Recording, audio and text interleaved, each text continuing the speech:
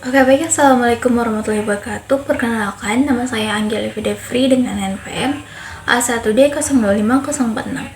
Jadi di sini saya akan membawakan presentasi makalah saya mengenai analisis bahasa yang digunakan seorang anak pada kedua orang tuanya. Jadi untuk makalah saya ini, dalam makalah ini meliputi pola komunikasi yang terjadi dalam keluarga, variasi bahasa yang muncul berdasarkan usia dan faktor kedudukan sosial, serta perbedaan penggunaan bahasa yang digunakan seorang anak kepada kedua orang tuanya.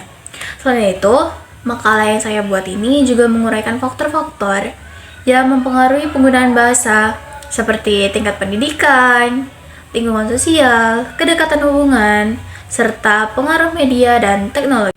Oke, baik, kita masuk ke latar belakang. Makalah yang saya analisis ini membahas bagaimana bahasa digunakan dalam konteks komunikasi sehari-hari, seperti anak pada keluarga dan anak pada masyarakat. Nah, bahasa tidak dilihat hanya dari alat representasi pesan, tetapi juga cerminan identitas, hubungan sosial, serta nilai budaya yang hidup dalam masyarakat.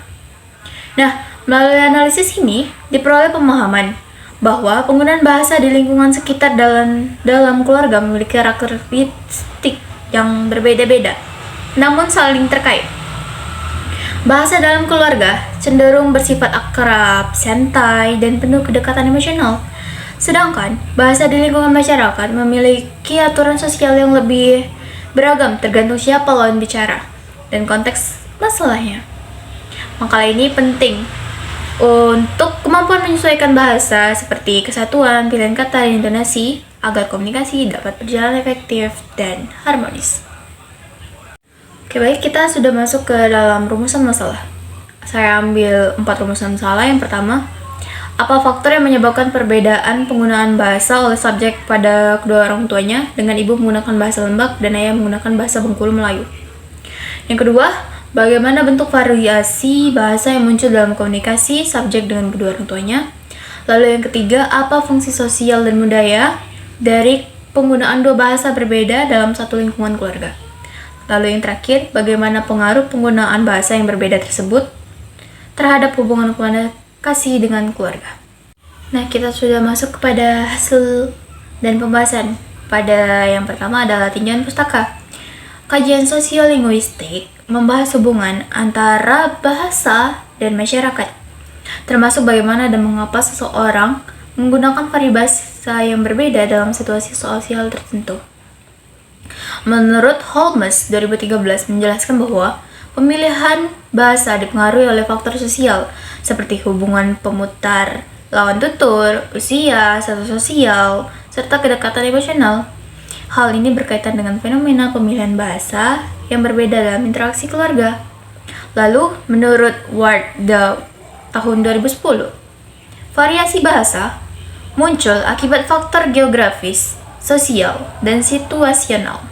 Penggunaan bahasa Lembak pada ibu dan bahasa Melayu Bengkulu pada ayah merupakan bentuk variasi berdasarkan domain keluarga, serta dipengaruhi oleh kebiasaan dan lingkungan bahasa dari masing-masing orang tua.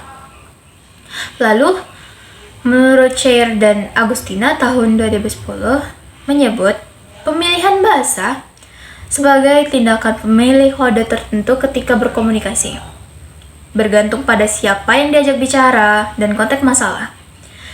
Dalam keluarga, bilingual atau multilingual, pemilihan bahasa dapat mencerminkan penghormatan, kedekatan, dan etnis tertentu.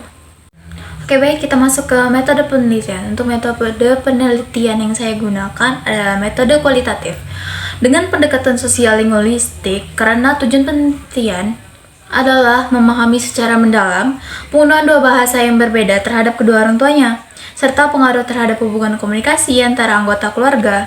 Pendekatan kualitatif dipilih karena penelitian ini menekankan pada pemahaman makna, perilaku bahasa, konteks sosial, dan pengalaman penutur dalam lingkungan alamiah tanpa variabel manipulasi. Menurut Creswell tahun 2014, penelitian kualitatif memungkinkan peneliti untuk mengeksplorasi fenomena sosial secara komprehensif melalui observasi langsung, wawancara, serta interpretasi terhadap data. Dalam konteks penelitian ini, pendekatan tersebut membantu mengungkapkan bagaimana seorang anak menggunakan bahasa Melayu kepada ibu dan bahasa. Oke, baik, untuk peserta pelaksananya ada teman saya Ferdinand Narwinda sebagai subjek penelitian, lalu ada ibu dari Ferdinand dan ayah dari Ferdinand. Lalu untuk waktu pelaksanaannya, waktu dilaksanakan kegiatan ini dari tanggal 25 November itu saya mulai merencanakan hingga tanggal 3 akhir dari penelitian saya. Lokasi relatif saat bersama subjek. Untuk percakapannya, saya berikan sedikit percakapannya. Lagi guling baik, agak malam nak buat was.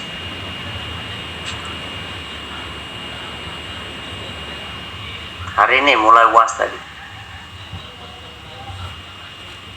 Cikau.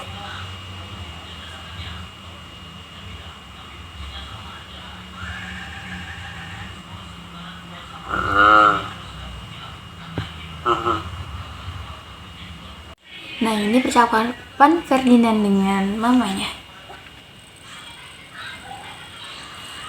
Gedung Kedinasan dan Kebudayaan kalau. Lembung luar lah tukangnya.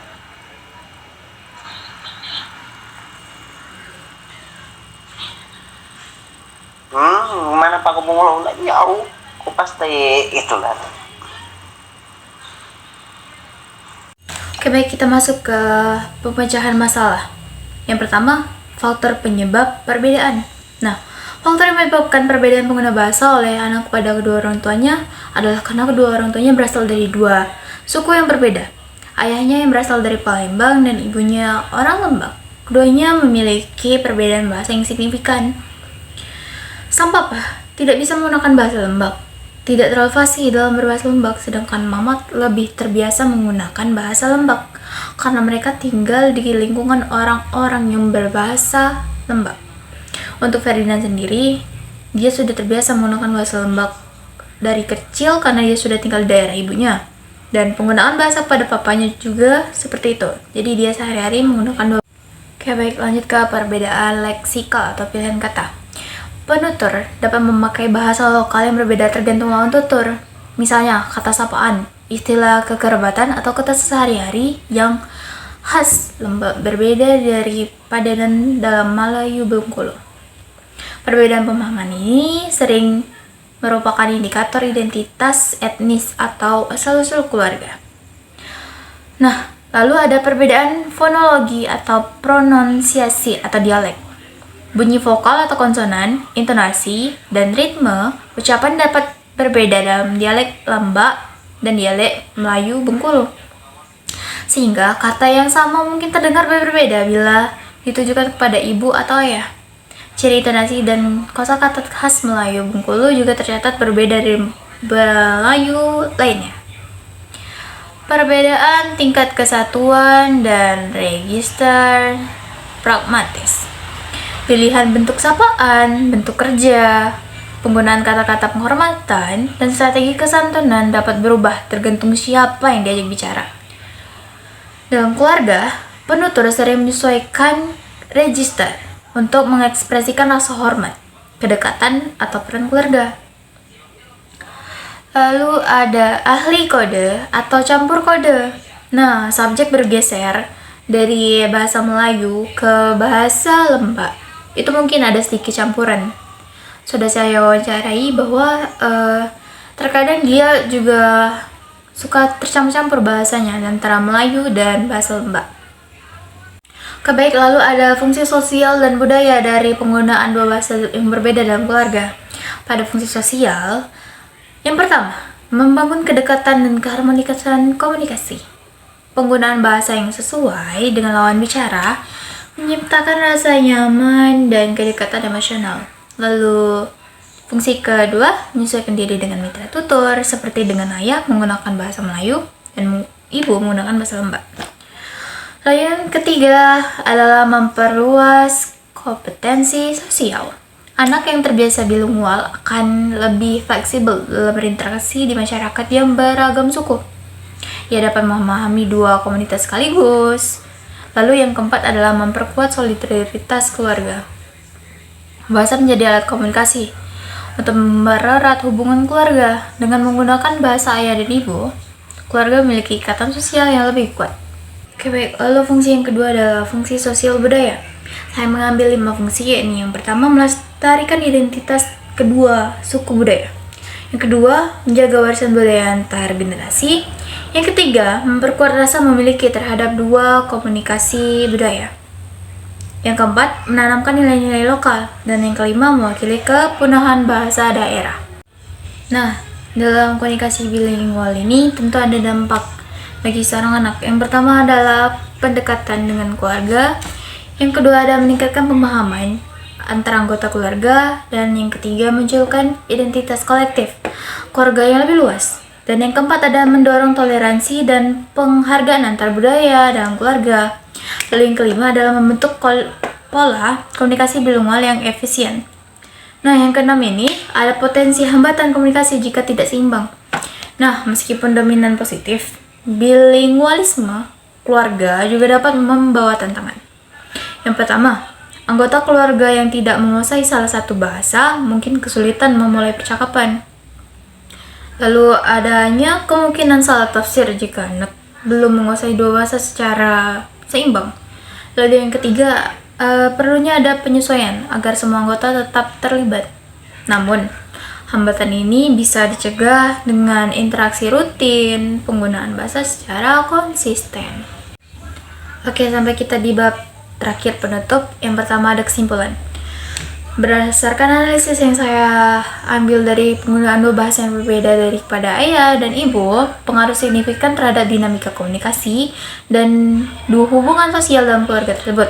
Praktik bilingualisme ini menciptakan pola komunikasi yang harmonis karena setiap anggota keluarga menggunakan bahasa yang paling dekat dengan identitas budaya masing-masing, sehingga menumbuhkan rasa yang diakui, kedekatan emosional, dan pemahaman yang lebih baik antara anak dan orang tua. Fenomena ini juga menunjukkan adanya variasi bahasa. Selain mempererat hubungan keluarga, penggunaan dua bahasa ini juga ikut berperan dalam melestarikan budaya maupun membentuk identitas kolektif keluarga yang lebih kaya. Lalu, ada saran dari saya. Berdasarkan hasil analisis tersebut, beberapa saran dapat diberikan. Pertama, anggota keluarga sebaiknya menjaga konsisten dalam menggunakan kedua bahasa daerah tersebut agar anak dapat menguasai keduanya secara seimbang dan tidak kehilangan salah satu identitas bahasa. Lalu yang kedua, orang tua dapat memberikan contoh positif dalam penggunaan bahasa yang baik dan benar sehingga pola komunikasi dalam keluarga tetap efektif dan tidak menimbulkan salah tafsir. Baik, itu saja dari saya. Saya tutup. Jika ada kesalahan saya mohon maaf kepada Allah, saya mohon ampun. Assalamualaikum warahmatullahi wabarakatuh.